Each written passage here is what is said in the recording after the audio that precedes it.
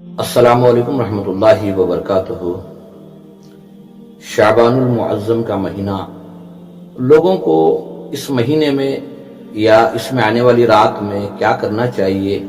کیا ان کے لیے کرنا بہتر ہے؟ اللہ سبحانہ و تعالی رجب کے مہینے میں جو بندہ اپنے گناہوں سے توبہ کرتا ہے، شعبان کے مہینے میں انہی گناہوں کو معاف کر کے ہر گناہ کے بدلے میں ایک نیکی بندے کے نام اعمال میں اللہ تعالیٰ لکھتا ہے، دیتا ہے۔ تو شعبان کے مہینے میں جسے شب برات کہا گیا، اس رات میں خاص کر اپنے لیے، اپنے مرحومین کے لیے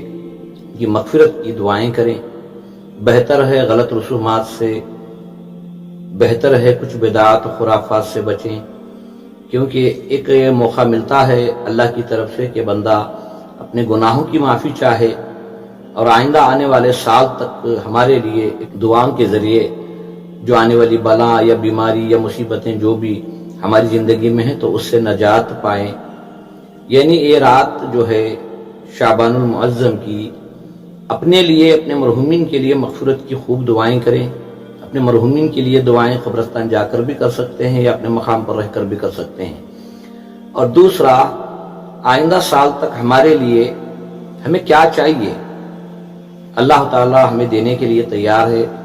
اور اللہ کے حاکمانہ فیصلے اس رات میں ہوتے ہیں، تو بہتر ہے جو بھی اللہ کے بندے اس رات کو پائیں تو آئندہ سال تک اپنے لیے، اپنے اہل و عیال کے لیے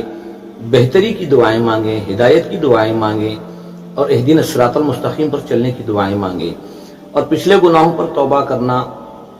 یہ نہ بھولیں، کیونکہ پچھلے گناہوں پر توبہ کریں گے، ہم پاک ہوں گے تو شعبان المعظم کے مہینے کی برکتیں حاصل ہوں گی، اور اس کے بعد رمضان المبارک کا بابرکت مہینہ ہمیں نصیب ہوگا۔ تو شعبان کی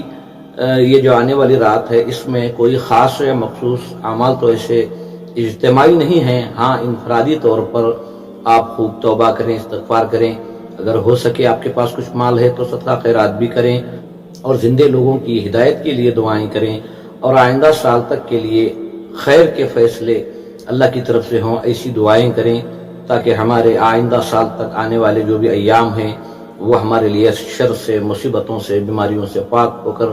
ایک اچھی ہدایت والی زندگی لے کر آئیں۔ بس دعا کرو اللہ تعالیٰ جہاں کہیں مسلمان پریشان حال ہیں تو اللہ ان کی پریشانیوں کو دور فرمائے، اور جہاں کہیں مسلمان بیمار ہیں، ہاسپٹلوں میں ہیں یا گھروں میں ہیں تو اللہ انہیں صحت و شفا عطا فرمائے، اور بے گناہ قیدی جو جیلوں میں بند ہیں اللہ ان کی رہائی کے فیصلے کرے، اور ہم سے پہلے جتنے مرحومین اس دنیا سے منتقل ہو چکے ہیں اللہ ان سب کی مغفرت فرمائے۔ ہر ایمان والے کو خوب دعاؤں کو کرنے کی، نوافل کو ادا کرنے کی توفیق عطا فرمائے،